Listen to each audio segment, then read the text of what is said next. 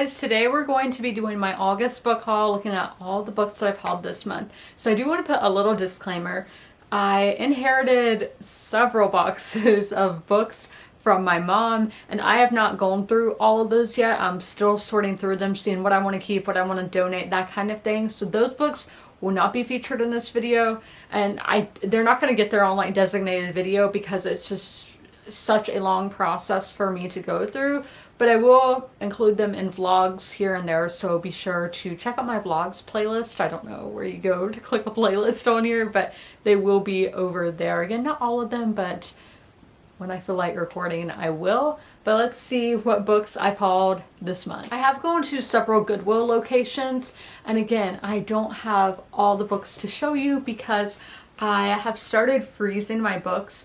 Basically, when I get them secondhand, I put them in a gallon-sized Ziploc bag, and that's not even big enough. I need something bigger than that for some of these tomes. So I put them in the bag and then put them in my outside freezer. Now, why should you do this if you are buying secondhand books? The books, they might have mold on them, they could have fleas and bed bugs in them. You know, just it's a way to kill off the germs so they don't spread to the other books in your library. I had a friend ask me about it the other day, and I was like, maybe I should start doing that. So that's what I've started doing. So I have some right here, but they are still drying off because I do live somewhere that is like a subtropical climate. I think that's the right meteorological word. So I take them out of the freezer. They come out to like 90-degree weather, so they get kind of sweaty, so I have to dry them off afterwards, and that's what's currently happening. But I did go to the Goodwills in Ballantyne and Pineville in the Charlotte area this weekend, and one of the books that I got is Shantaram, I don't know how you say it, by Gregory David Roberts. This is on a lot of lists. Pat Conroy even did a blurb on it, and he's a 5-star author. I know this is taking place in India. I don't know much about, for some reason I'm thinking it follows a doctor, like there's not a description on the back of the book, but I saw it and I'm like, this is one I've only heard about, so I'm going to get it. Next, in Darlington, South Carolina, we got a Goodwill, and since it's a new location, this selection is really good at the moment because I'm assuming they go to all of the Goodwills in the Palmetto region and get stuff and put it at the new location. So there were quite a lot of books. The first one I have to show you is Maeda, Daughter of Iraq, One Woman's Survival Under Saddam Hussein by Jean Sasson. So something kind of funny, I don't know if it's funny, but in an English class that I had, we were talking, I don't know, yeah, I think it was English, something about Saddam Hussein came up, and this was like, I don't know, 2012, 2013. None of us knew who that was. So I do not know. I now know who Saddam Hussein was, but so obviously I don't have a lot of knowledge on the topic, so we picked up a nonfiction book. We got a classic as well, which is Mansfield Park by Jane Austen. This is a Barnes & Noble classic edition. I have not read this one, so I want to read more Jane Austen. Then Christian Hannah is an author that I very much enjoy, so this is Home Again by Christian Hannah. This is about a world-famous heart surgeon at the top of her game, and her personal life is far less successful, so I think this is going to be one of her more romance ones. I did go to the Little Free Library at Ebenezer Park, and that one only says, you know, it's constantly changing, people are using it. And I got another Barnes & Noble classic, and that is The Brothers Karamazov by Fyodor Dostoevsky.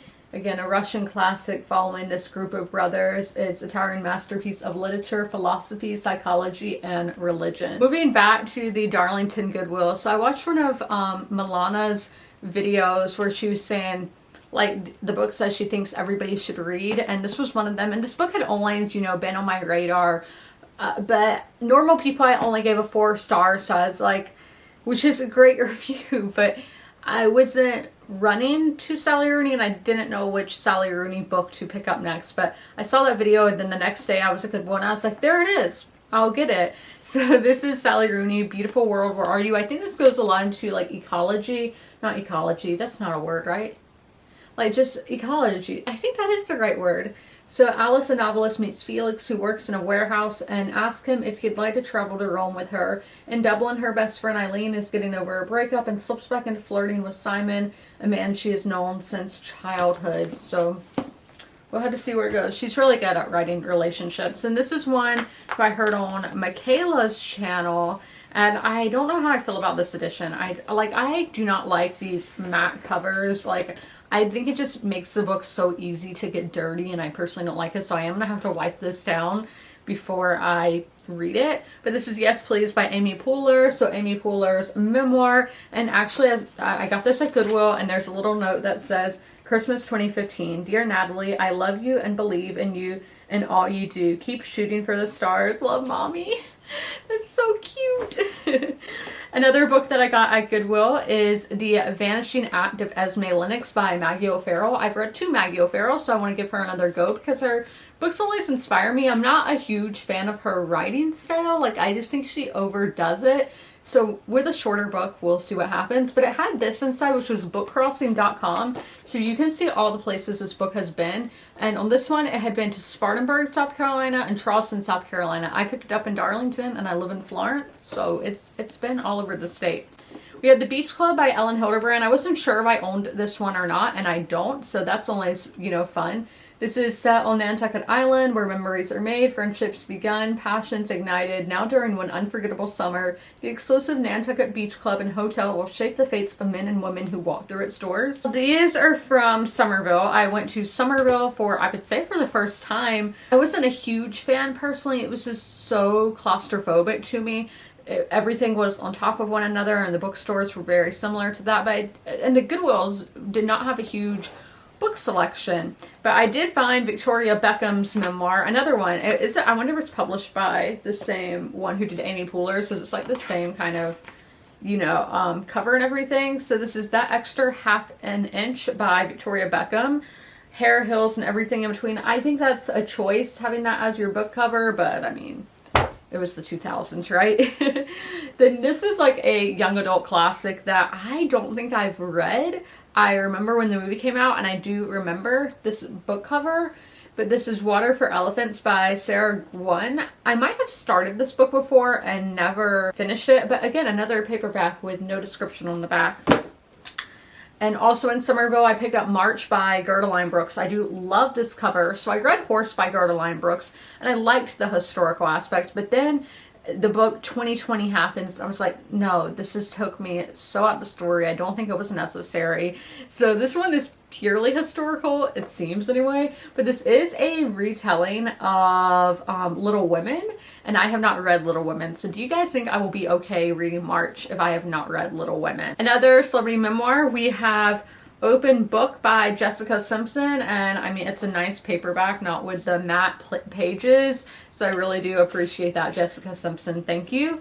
Another one that I got at the Goodwill was one, I didn't know if I had this or not, but I didn't. So this is I Have Some Questions for You by Rebecca Malachi.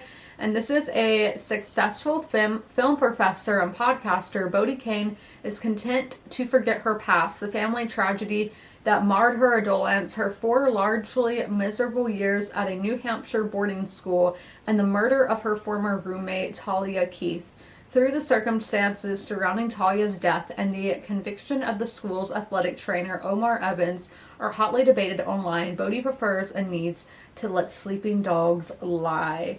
Ooh, so that's gonna be fun. And the author was a Pulitzer Prize finalist. Also, I'm sorry if I look all rigid. It's because these straps keep falling and they're not adjustable. So with this dress, I do love how it looks, but I'm gonna have to get rid of it because these straps are too big for my shoulders. So I'm just like trying to keep them up as much as possible. That's why I'm like leaning back against the chair. I typically don't lean back, and that's probably why my posture is bad, but you know. So one is A Place Called Freedom by Ken Follett. Ken Follett's an auto-buy author for me. I think one of his books is back there, but I love his books. And this is a retired library book, and I always love those. It is from the Weatherford Public Library. And this one is, it says it's recapturing a forgotten moment in American history.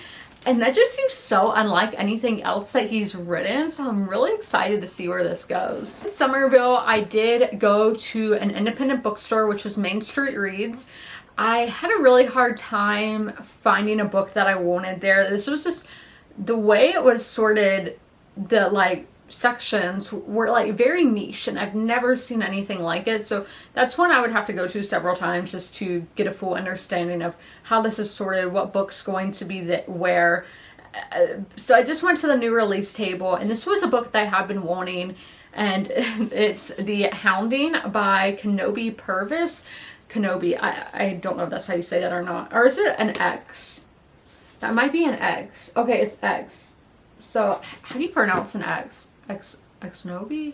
I'm sorry that I don't know how to say that, but I do love this cover. I've been loving dogs on the covers lately. You'll see another one like this in a minute.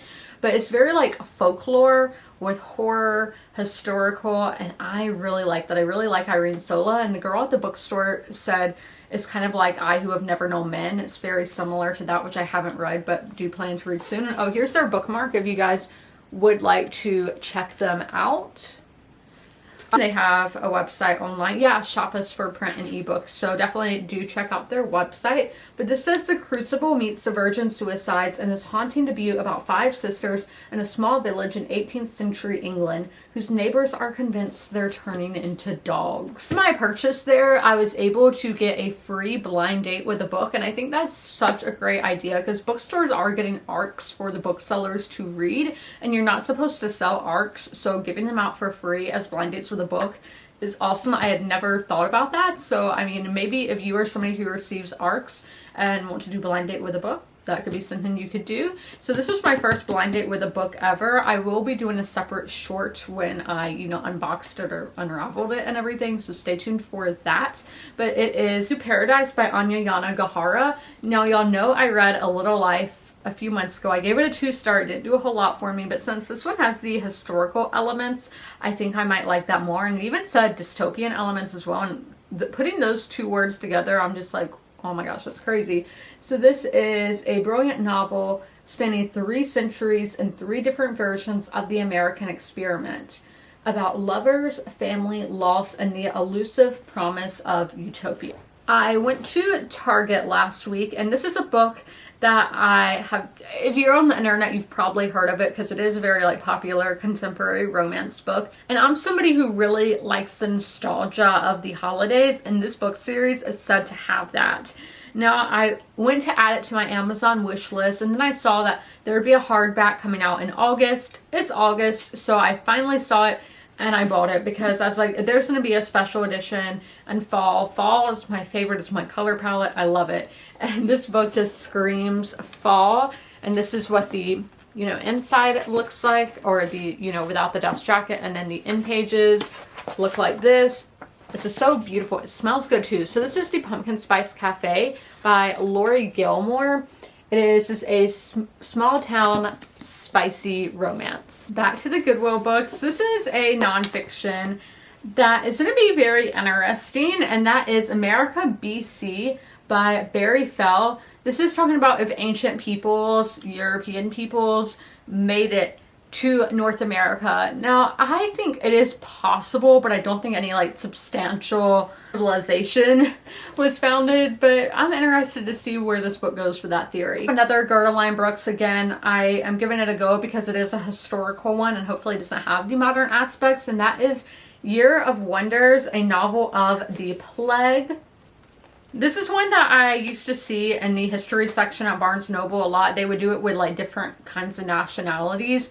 And that is How the Irish Saved Civilization, the untold story of Ireland's heroic role from the fall of Rome to the rise of medieval Europe by Thomas Cahill. Yeah, I don't know a lot about Irish history, so we're going to give that a go. Another Goodwill book. This is a lot of people's favorite book, so I did want to pick it up. And there is a movie as well, and y'all know I would prefer to read the book and then see the movie. And that is Wonder by R.J. Palacio. This is a young adult book about a boy born with facial differences that prevented him from going to mainstream school until now. So he is going to school for the first time, and it's what he experiences there. Next we have a Victoria Holt book, who I have read from Victoria Holt before, but never this era, which is the Elizabethan era. My Enemy, the Queen. And so is this the woman who's married to Robert Dudley? And Robert Dudley, it's rumored, had an affair with Queen Elizabeth.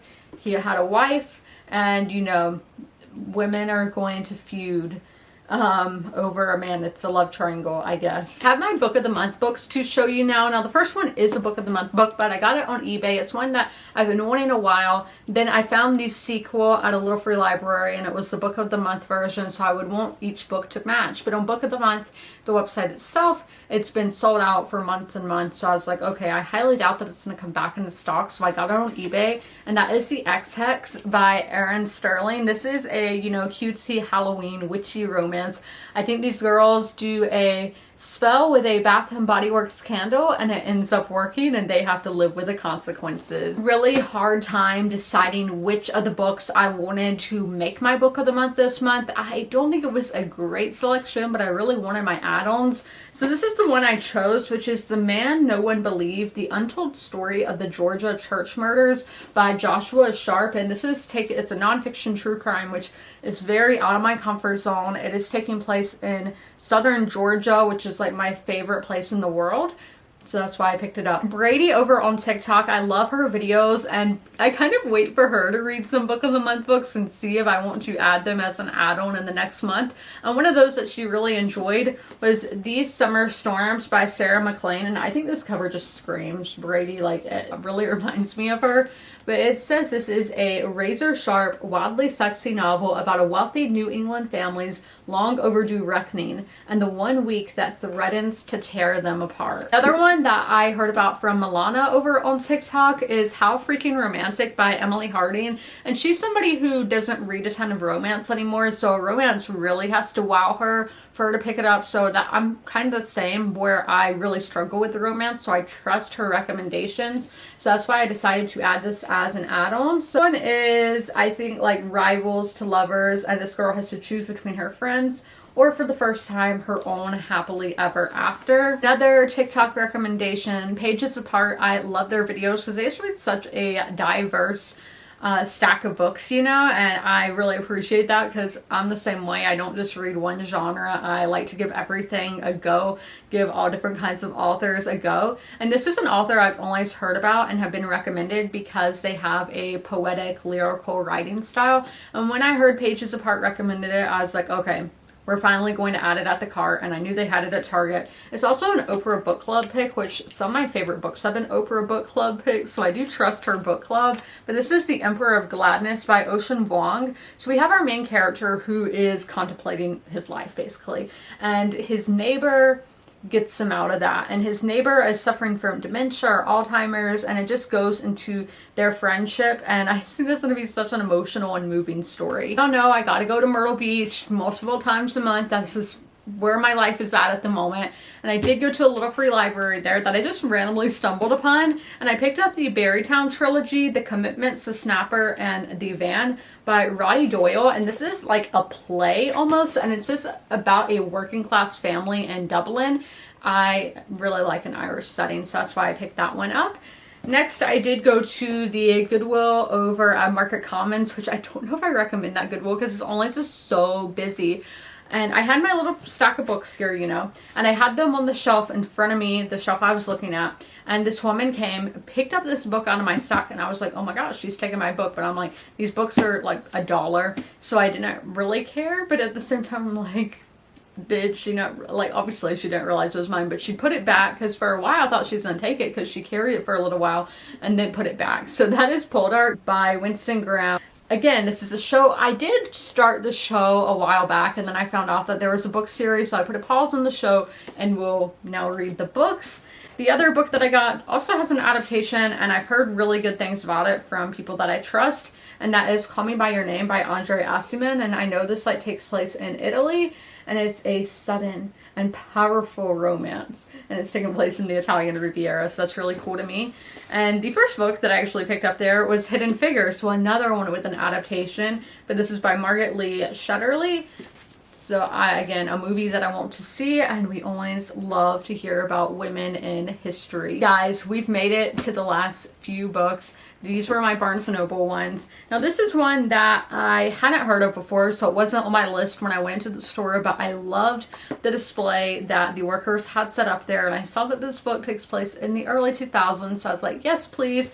And also it was $3 off, and for a hardback, you know, that's a great deal. So this is the cover, then the sprayed edges, and we do have some cool end pages. So this woman goes back in time to her college self in 2002. Yeah, that really intrigued me.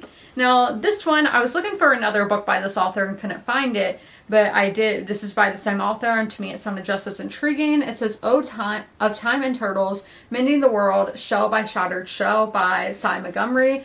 Turtles, they are the cutest little things, cute little reptiles, and I want to know more about them because they live a very long time. It's insane. Now, this one is one that, again, very popular for like the speculative fiction, and that is The Memory Police by Yoko Agawa. And this is a National Book Award finalist. So I think, yeah, on an unnamed island, objects are disappearing. First hats, then ribbons, birds, roses. Most of the inhabitants are oblivious to these changes, while those few able to recall the lost objects live in fear of the draconian memory police. So a book of translated fiction for the translation, Women in Translation, something like that. That is August, so that would be a good one, even though August is winding down. But this is a book that is our other dog book that I have been looking for, but could not find at any of the indie bookstores I went to, but I knew they had it at Barnes & Noble, so I ended up getting it there. But that is Blood on Her Tongue by Joanna von Ween, and we have the blood on the sprayed edges. Again, another like folk horror set in the Netherlands in 1887. The worst happens. Sarah's behavior takes a turn for the strange. She becomes angry and hungry. Lucy soon comes to suspect that something is trying to possess her beloved sister, or is it madness? And those are all of the books I hauled in August. I know, quite a lot. I've just been going crazy this month, traveling this month, and I'm thankful that I was able to get all this. But I hope you guys enjoyed this video. If you made it all the way through, leave a beachy comment in the comments below. And as always, comment, rate, and subscribe. Don't forget to ring that notification bell to be notified when all my videos go live. I'll see you in my next one. Bye! If you are familiar with my videos, you're used to seeing Sherman at the end of them. Sadly, Sherman has since passed away, but I would still like to encourage you guys to help your local shelters. Sherman was at the Darlington County Humane Society in rural South Carolina. I always have their link down below in the description if you guys would like to help them, but also help your local shelters as well. You can do that by donating, sharing posts like this one, volunteering, fostering, and adopting, which it's great to do all of those things.